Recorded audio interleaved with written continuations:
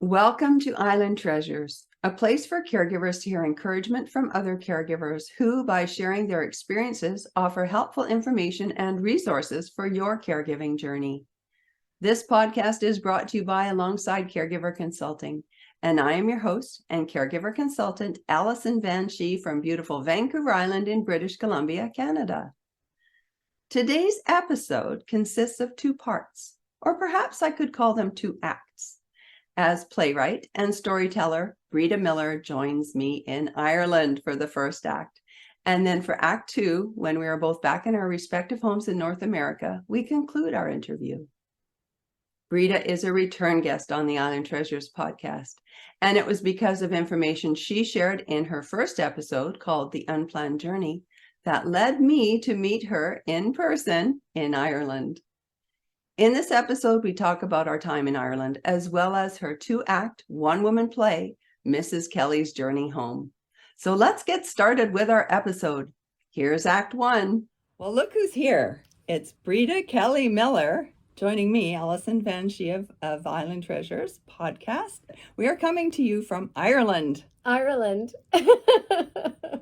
So Breeda just had her debut of Mrs. Kelly's Journey Home in Ireland. Not the debut of the play ever, but the debut of it in Ireland. And I was able to go. It was fantastic. And Breeda, the first part of the play introduced your family and the history of coming to America, or going to America from Ireland, because we're in Ireland. Yes. And it really focused on the composition of your family and how big a transition immigration is. Yes, it is. And I think as Native Americans or Canadians who have lived in the same place and have never moved to another culture, another country, I think it's hard to fathom how hard it is. And especially if you're coming to a country where you don't have anyone to show you the ropes. If you don't have family or friends who could say, oh, this is the good grocery store, this is the good bank, this is whatever. You just are plunked down and have to figure it out. And you were not yet part of the family. I was not even a glimmer in my father's eye. But you were impacted, obviously, by the transition and how your parents had to assimilate into a new culture. Mm-hmm. And you talk very fondly about people who did make an impact on their lives to help that transition. And as a one-woman show, how hard was it for you to convey the different characters? Because you did. So Breeda is well skilled at this, and she takes on the characters of her dad, her mom, Mrs. Wilson, and herself. Yes, Well, that one's probably hard a few to play. Guest appearances. Yes. Granny Kelly and Right. Auntie May. Yeah. So I have lived all my life with these people. And so I didn't need to create them. I didn't need to create their voices or their mannerisms. I won't say that I was impersonating them. I like to think I'm channeling them. And that made it so real. And in fact, when I sit backstage, so I'm all by myself. It's a one-woman show, very small cast party. And I say a little prayer and I summon my mom and my dad to be with me, to lift me up, because I know they won't let me fail. And it's very helpful. And I just know that they're very proud and they're delighted. And it's my great honor to do this. Well, it was my great honor to be part of the audience. And I do believe that even though it's a one-woman show, you are partnered with everyone in the audience. Yeah. It's amazing. It is amazing. There were times when I realized something wet was falling down. Your eyes were leaking? I made them leak. Oh. I've done my work. My work is done. Yeah. But, when I wrote the show, I knew that there were some very poignant parts. I talk about some really difficult things, things that people don't talk about. And I think that's one of the things that people love about it, because they say, oh my God, I thought the same thing. I thought it was just me. But I knew that as a play, well, let's face it, when you're caring for someone with dementia or Alzheimer's, it doesn't end well. And in doing my research on how to build this, I watched a lot of movies. I went to several plays. I read a lot of books. And most of them really focused on the really bad times, the really hard times, and made that case. And fair enough to them. I didn't want my show to be that. I thought, if we're living it and we know it, we don't need to come out and pay money to see a play about the hell that we're living through, right? It's not a break. No. No. And so I wanted to find the joy, and I wanted to show examples of, even when we're not our best selves, in retrospect, the lessons that are learned, and that we can always do better. But we're so hard on ourselves, and we always think everybody else has this all figured out. Everybody is better than me. I am the worst. And part of that is the disease of dementia and Alzheimer's, because what worked today probably won't work next week.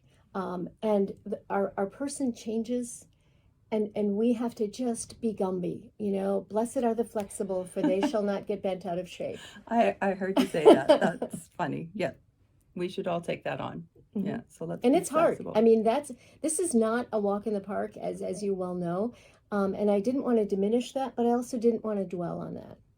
No, there were fun times in the play. Yeah. Fun times. So the second half of the play does focus on the transition, a different transition, Mm-hmm. the transition of the relationship you have with your mother as you address the dementia and being a caregiver Mm-hmm. for your beloved mother. Yeah. And that was hard because she changed so much. My mom was this spunky, feisty, funny, wise Irish woman who was pretty fearless. I mean, she loved to travel. She went to South Africa by herself to visit her brother. She did all these things. And now here's a woman who, as she said, she can't even make herself a cup of tea. And to me, that was such a big statement for her, because she just felt helpless. And she was so afraid. Fear. Mm-hmm. Yeah. Well, you don't embrace fear. You have conquered fear. Yeah. Coming out on that stage, I would imagine it takes a lot of courage. But it may be because the material is so ingrained in me and close to my heart, and so many people have told me how much it's helped them. That it's helped them. They felt this burden of being the only one, or this burden of guilt. That when my mother died, I remember feeling so shocked that I wasn't in bits, that I wasn't devastated, and I wasn't bawling my eyes out. And I thought, am I a bad person? And I felt bad about that. But then I realized dementia is the long goodbye. And I had been grieving for years. All along. And then I felt guilty because I felt so relieved for me and for her. But then I realized, okay, now I can think about her, and she can be herself again. And she's not afraid, and she's not helpless, and she's very much present. Yeah. And speaking of present, there were pictures of your mother and other family members. But Breeda, your mom was beautiful, absolutely beautiful. But the backdrop of the play is the pictures, the family pictures. Do you want to talk a little bit about that? Yeah, so when I designed the play, I wanted to make these people very real and not be caricatures. And so the set, ideally, is basically a movie theater size screen that is behind me on the stage. And as I tell these stories, these images pop up, and they are my family photos. So I like to tell the theaters, don't worry, no copyright infringement. These were not taken off the internet. They're all ours. Yeah. And many of them are black and white. Yeah. And I think the thing that people tell me that's so amazing is I start out the show by saying my mother was an ordinary woman with an extraordinary outlook on life. She was not famous. She didn't do anything beyond our family that anyone would know of. And yet she was so extraordinary. And people say they saw their mom in the show. They saw their nan. They saw people. And that when you can think about a life and remember them in such an affectionate way, as my mom said, how, she came to love America, warts and all. And this play is my family, warts and all. Yes, it is very revealing. That took courage. Yeah, and I was very nervous about doing the show in Ireland because there were about 20 cousins in the audience. So Kellys were there. They were there, and they had the same grandmother. And my mother was godmother to many people in this room, so they knew her well. So I couldn't mess this up. No. So no pressure. No pressure for you. Yeah. No. but I'm glad they were there for you. They did. Because I think that was very meaningful. It was so powerful because when I was rehearsing and getting it going, my mom's sister lives in Michigan, not too far from us now. And I went to her and I performed the whole show just for this one person. And she laughed and she cried. And then at the very end, she looked at me and she said, Breeda, I don't know how you did it, but you got it just right. Oh. So honestly, I have the Auntie Betty seal of approval. That's it. Auntie Betty seal of approval. Yeah. I love it. That's awesome. So, you know, by writing the play, performing the play, by writing the play, you processed your emotions. I did, yeah. So how do you manage when you're performing the play to not relive those emotions, or do you relive I do. those? I do relive them. I take myself right there. But you know what's interesting? So how this all evolved, and maybe the listeners can take something from this. When my mother was in hospice care in my home, I sat with her in her room, and there wasn't a lot to do. She couldn't talk, couldn't do stuff. And I thought, what can I do? And I was the keeper of the family photos and the family documents and things. And I was never a scrapbook person. And my photo albums were pretty pitiful. I thought, what if I did a digital photo album? But beyond the images, I remembered all the stories that she told me. And so I did a narrative. And so I did a digital family photo album that I could then be totally guilt-free and have a copy for I have 4 brothers, each of my brothers and my children and my nieces and nephews. So the family stories lived on. But the therapeutic thing for me was that while I'm sitting with my mom, instead of focusing on her declining health, how she was so frail and, just was really dying in front of me, that instead, or in addition, I was focusing on these pictures of this vibrant, fearless woman and all the things in her life. And it was so helpful for me to focus on that. I love that. You were living her life. I was, and I was revisiting honoring her life. I was revisiting her life, and even though she really couldn't answer questions, although I showed her a picture, and I was trying to find out who one person was, and she said, "Where did you get that picture?" And I said, "Mom, it's yours." Yeah. It's one of your people. Yeah. Anyway, we're going to just pause this interview now. Thank you so much for joining me today. And there's so many takeaways from the play, and I'd love to continue this We'll a little do part later. 2. Okay, we will do part 2. So thank you, Breeda Kelly Miller, for joining me for part 1, and thank you for watching. Thank you. And now here's part 2. Well, here we are again, Breeda Kelly Miller, and me, Allison Vanshee of the Island Treasures podcast, back in our homes. So we are no longer in Ireland.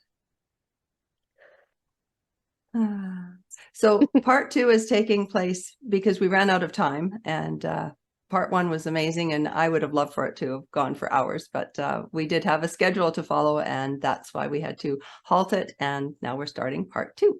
So thank you for joining me again. We had a castle to get to, didn't we? We did. We were doing a medieval feast. Yeah, it was great. Yeah, it was pretty spectacular. We were piped in. We had the Irish bagpipes piping us in. We had to cross a drawbridge.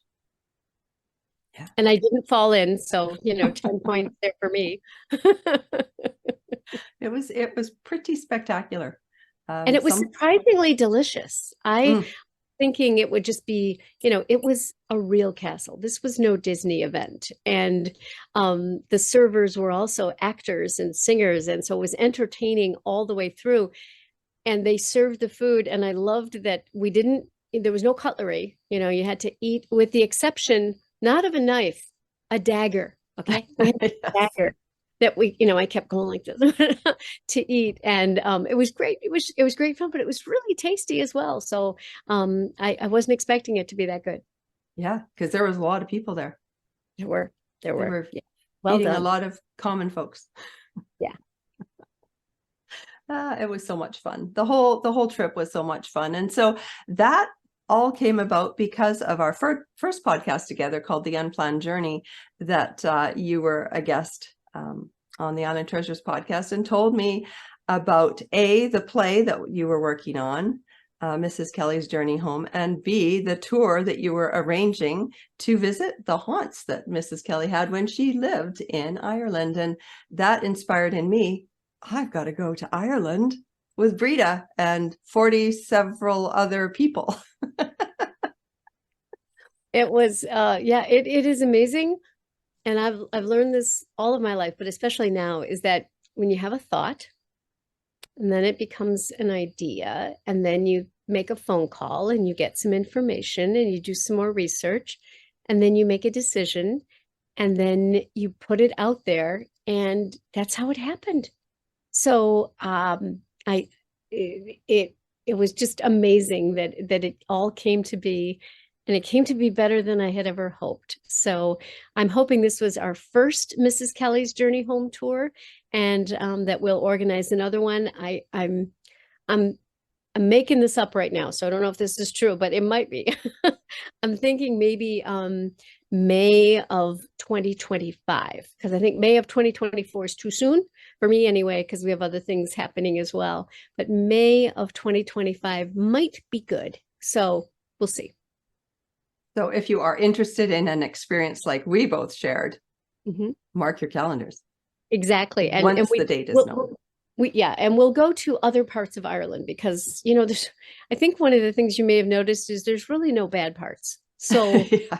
It's just, what do you like? What do you want to do? And we just had, it was a sampler platter of the highlights of the southern part of Ireland. And so I'd like to explore more of the north and the west in Donegal and Galway. And yeah, so it's all good. And I gained an appreciation. I had never really understood what Ireland all was about. We've had Irish friends throughout our lives, and yet I didn't really understand. And so after this, I am a changed person. I have a better understanding of the Irish relationship with the British, which is really important for me, being of British heritage. And I did not get too much abuse because I am British. But I learned a lot, and I think that was really important for me as well. Yeah. And I think that's one of the gifts of travel. I mean, we have a load of fun, we have great experiences, but it's just a greater depth of appreciation, you know, for people that are often unlike ourselves, but then we also often realize how alike we are. We're much more alike than we are different. And most of us all want the same things. We want to be happy and healthy and care for each other. Yeah, I think you're right. Well, I know you're right. And I'm hoping that there'll be enough time to book some more performances in Ireland on this next trip. So I have a few things I have to do. I have to finish writing the book. You know what? You do. You have a lot of things to do. And I was going to save that for the end of this part too, but let's talk about that now. So what is in the future for Breeda Miller?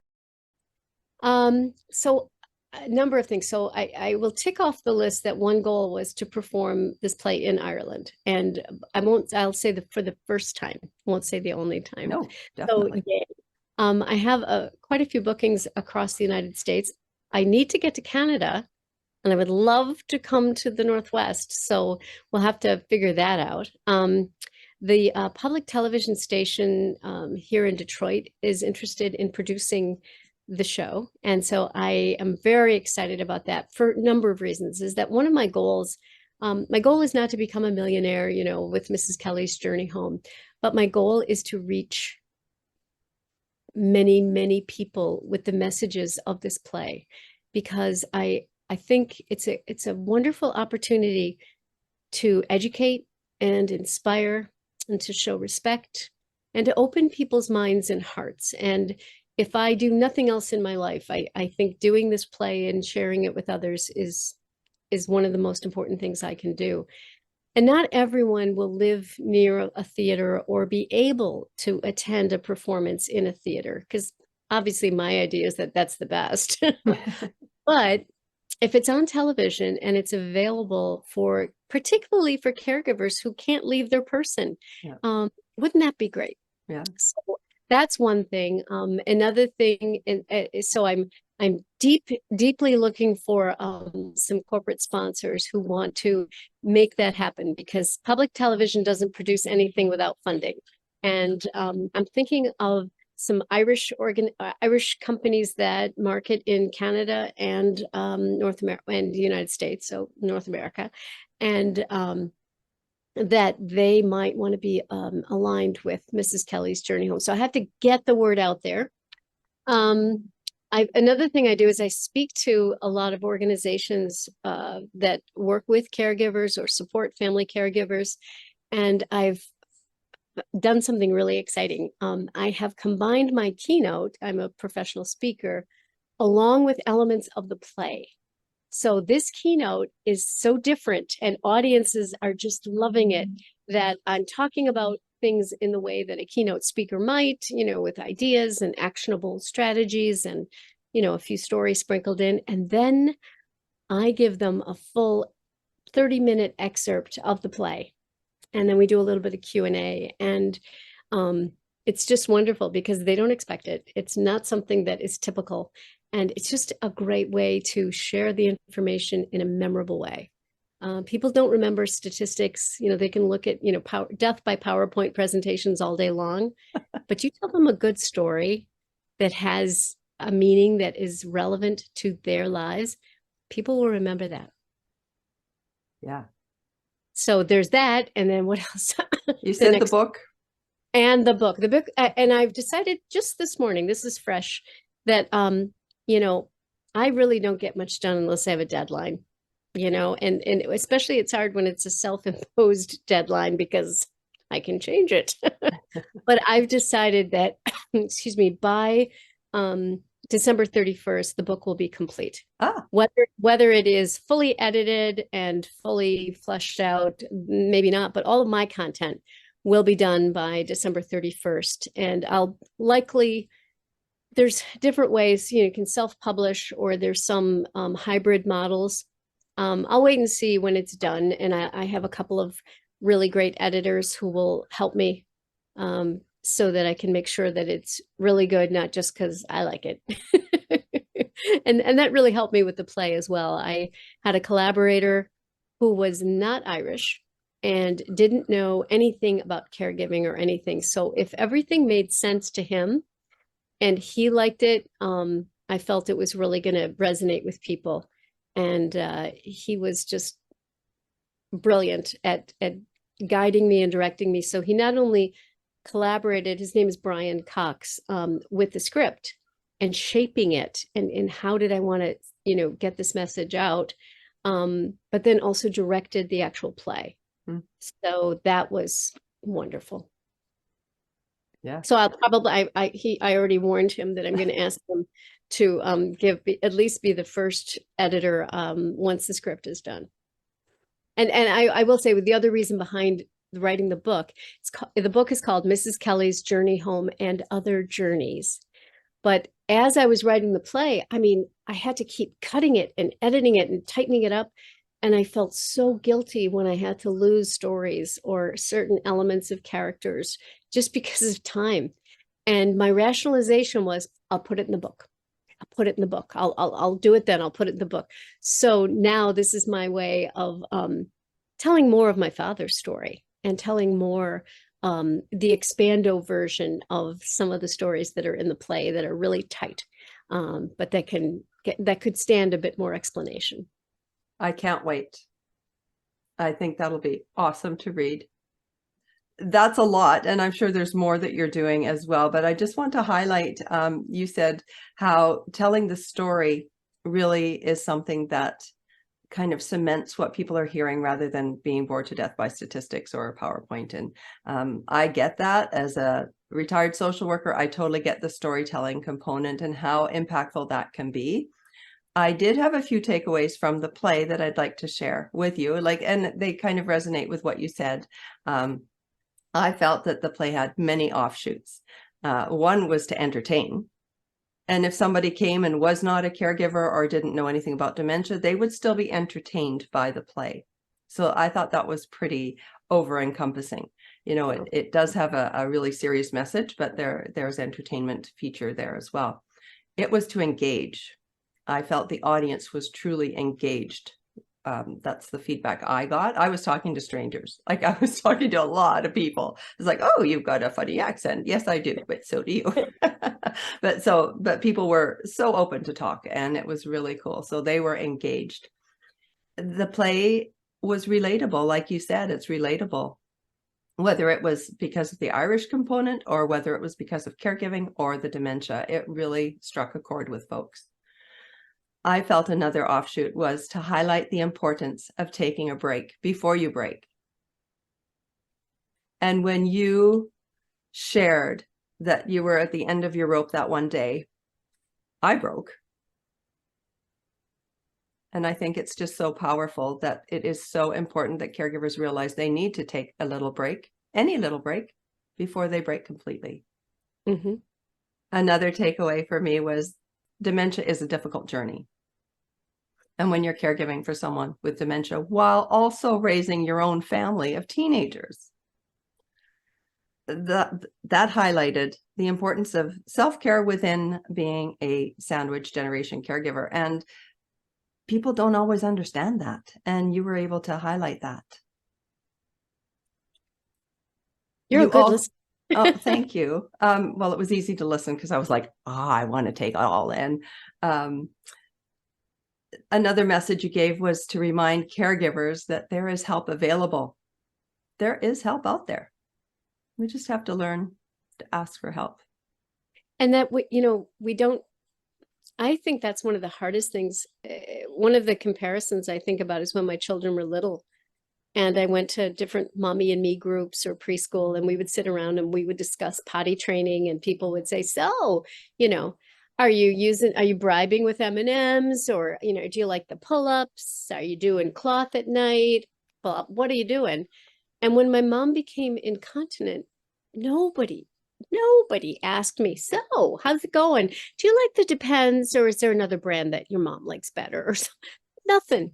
And I had no idea is this normal aging? Is this a reason to call the doctor? Is this a symptom of something else that's bigger and worse? Or is this a temporary thing? And I didn't know anything.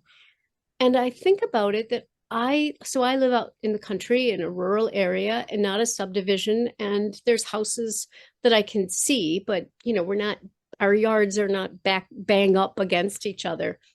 And I've since learned that in the last 2 or 3 years, 3 of my neighbors, who I wave to, but I don't really connect or talk to them that much, have had a parent living with them who was frail and elderly, and that they were the caregiver.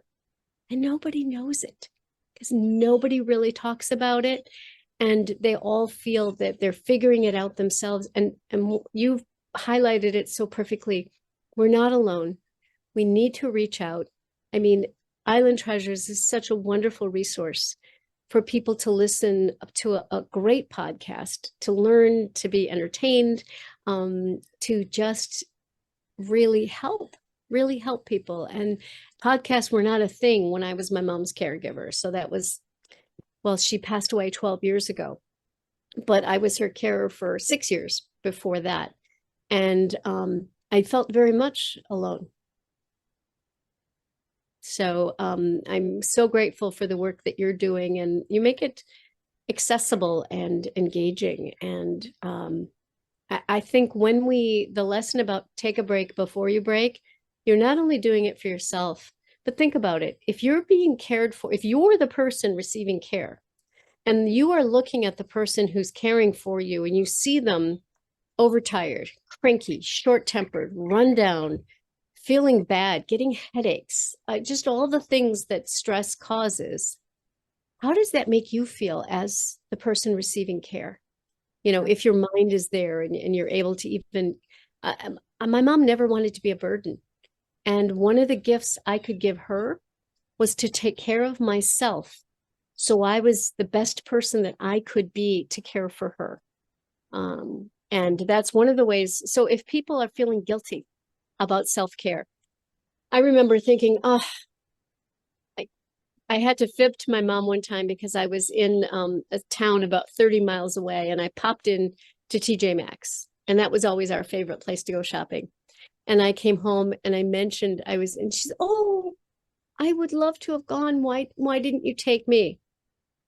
And I was like, oh, I felt so guilty. But I was already 30 miles away in the town. The shop was there. I couldn't drive all the way home, get mom and go back. And I felt guilty about it because I knew how much she would have loved it. And so you have to let go of that. You have to say, oh, next time, mom, and make sure that there is a next time and that you're able to do it. But even just the idea of going to get your hair done or going to see a movie when the person in your care can't go and you feel guilty because they're at home in bed and you're out having a great time. You're not having a great time. But that's chances okay. are it's on your head. How's On mom doing? Yeah. And you know, even after my mom passed away for a good 6 months, I was on the caregiver leash. I was out with friends and we went to happy hour, which I was like, oh my gosh, I haven't done this in so long.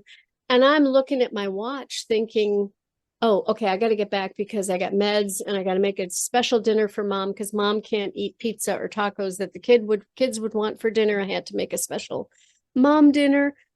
And then I realized, oh, no, I don't have to do that anymore. And it took me over 6 months Wow. to let go of that and to let go of that guilt that was just always here about what I had to do, where I had to be, things that I needed to do. Wow, that's interesting. And that's something really important to hear for caregivers and for folks like myself who work with caregivers. There is that transition after you've lost your loved one, but give yourself time. Yeah. It's ingrained in you, especially like you were looking after her for 6 years. Like that's a long time. It is. And the thing too is to, just grace, give yourself grace. You want to give them grace, give yourself grace. Happy hour, hey? Yeah. So that leads me to back to you were looking for corporate sponsors from Ireland. Yeah. Guinness, the #1 suggestion. Yes, Guinness is a good one. Kerrygold butter is another one. Yeah. And I'm a big fan, a big user, so it's not a stretch. And another one that a friend of mine suggested is Aer Lingus, the Irish airline, because she said, Breeda, they could then show this on the plane as one of the film options for people going to Ireland. And I'm saying, yes, that's a great idea. I love that. So you know what? You never know. And it's in the title, Mrs. Kelly's Journey Home. It's perfect. So I'm thinking travel agencies, travel companies. I know one that I just worked with, so that's a hopeful thing. And Barry's Tea. That's the other. Of the course, other one. with you, it has to be tea. But you know, Kerrygold butter. A lot of folks on the tour mentioned how much they loved it, and we don't have it. You know, so it's very good. Yeah, yeah. In fact, I used to try to pack Kerrygold butter to bring back to the U.S. Ziploc bags can only do so much. Let's say that. You don't want an oily substance leaking out in your clothes. And if it's near something warm and melts, you know. So anyway, the good thing was I'm able to purchase it here, and it's almost as good. So I'm not going to say it's as good because I do think it's a little bit different in Ireland. Well, and it's also the ambiance. It's being in Ireland. Like it's just, yeah, so much better. Irish coffee in Ireland. Who knew? Exactly. And I loved, we experienced a demonstration of how to do it properly and make it. And I thought that was really great. So Jim and I learned so much. We really did. And in fact, I'm going to meet up with my mom's sister, my Auntie Betty, next week. And I brought her some Butler's Irish chocolate. So she's very excited about that. She's 94. Yeah. She's really sharp. She wants all the scoop. What cousins did I see? What are they up to? She wants to know everything. She'll love that. And in the first part of this podcast episode, you did talk about the seal of Auntie Betty's approval. So yeah, she'll love that. That's so important. I am so blessed that she's not only part of my life still, she's my godmother, but she's so vibrant and sharp And I hope that I have her genetic makeup is all I'm saying. At I hope 90. you do too. Yeah, I hope you do too.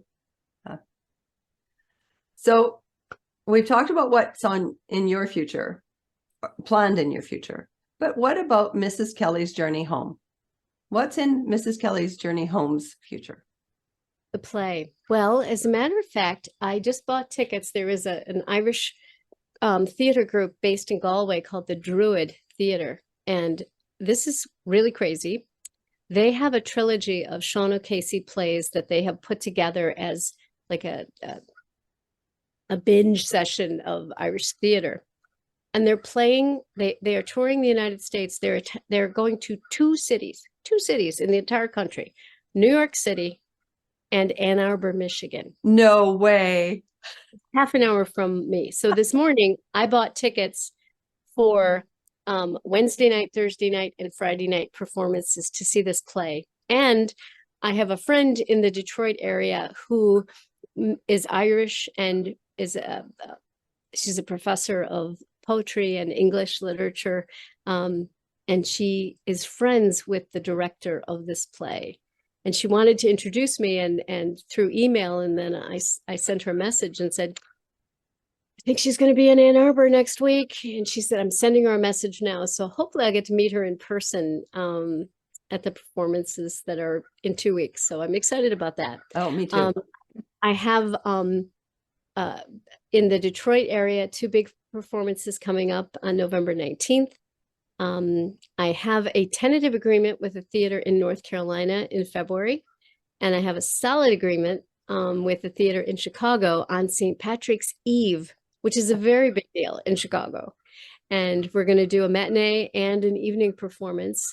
Last year, I performed the play for the first time in Chicago, in this theater in Chicago.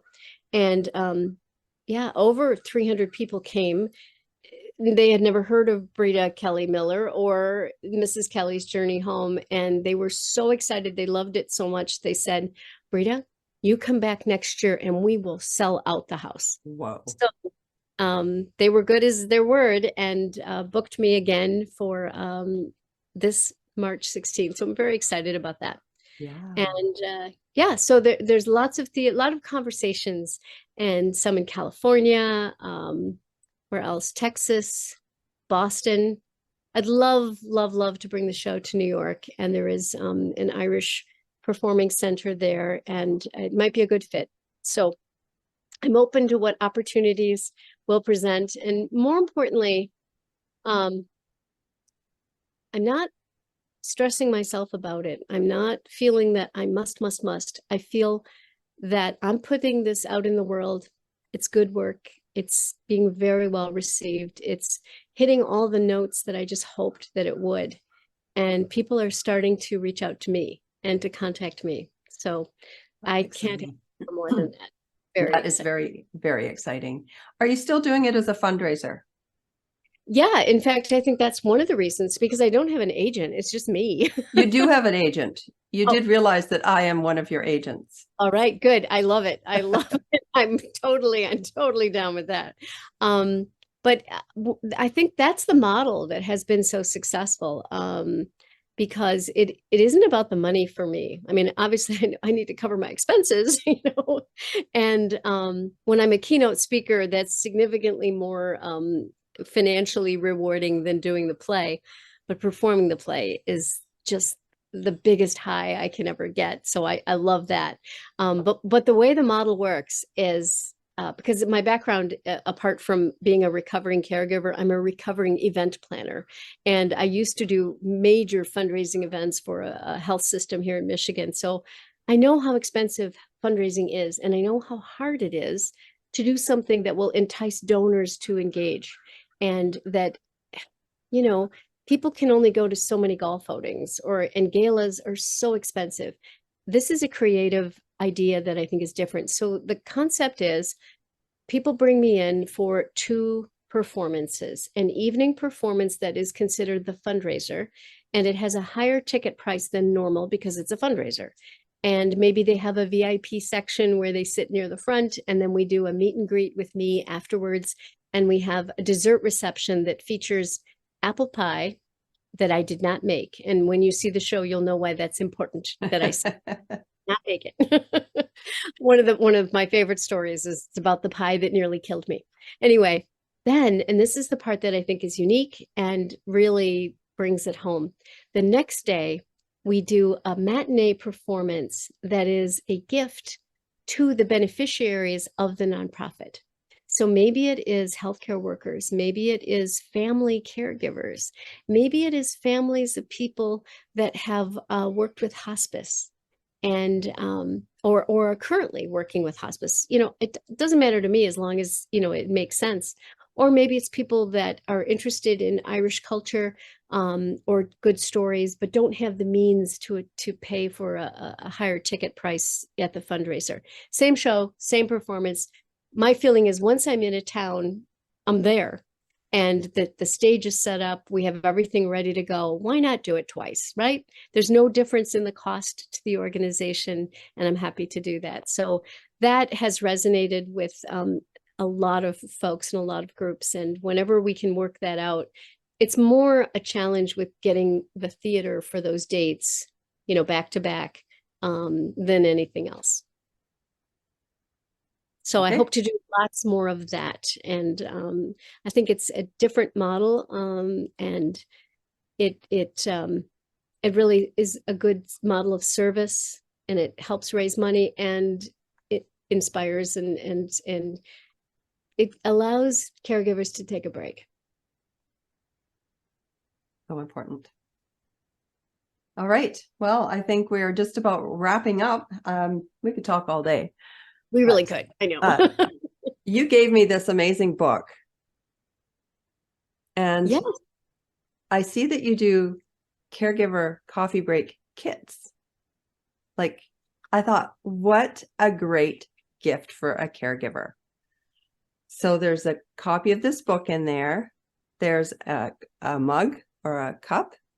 No, actually, I'm reworking it right now, so I don't want to misrepresent Glad I brought it up.